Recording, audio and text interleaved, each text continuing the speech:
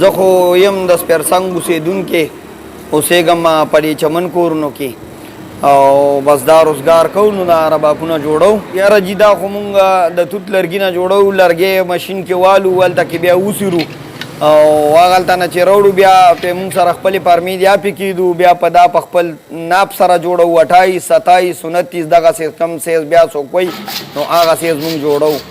او بل دا د ربابونو دا روزګار مونږ کوو دغسې بس لګیو. نو دا یاره بس خلک زمونږ د علاقې ربابونه ډېر خوښوي. زمونږ د دې سپیرسنګ علاقې ربابونه چې کم دي دا د خیره صحیح م راځي ماشاءالله، ښه برابر هم راځي او غږیږي هم ښه. ګنې هغسې هر ربابونه شته دی، کابلي رباب هم شته، هر رنګه رباب شته دی خو غږیږي د دې ځای دا لرګی ډېر مزېدار غږیږي. ښایست خو د کابل په توت کې دی، هغه خشته هم دی، ښکلی هم دی خو بس دا ښه مزېدار غږیږي. لکه غږېده د یو هم څه مسله ني چې استاد سړی وکړي هغې کې به انشاءالله فرق ني. یاره دا خو هر داسې کم ملک چې دی که نه او کم ځای کې پښتانه زمونږ رونه پراته دي، هر ملک ته تللي دي زمونږ رونه پښتانه چې هر ځای کې دي دا هر ملک کې شته دي. سعودیه شو، داسې یو ځای بل ځای، دا انګلینډ شو، قطر شو، دا ټول دوبی شو، دا ټولو علاقو ته لکه تللي دي زمونږ ربابونه که نه. ډېر مشهور دي زمونږ د دې ځای دا ربابونه. یاره په یو رباب باندې خو څه 8 ورځې لګي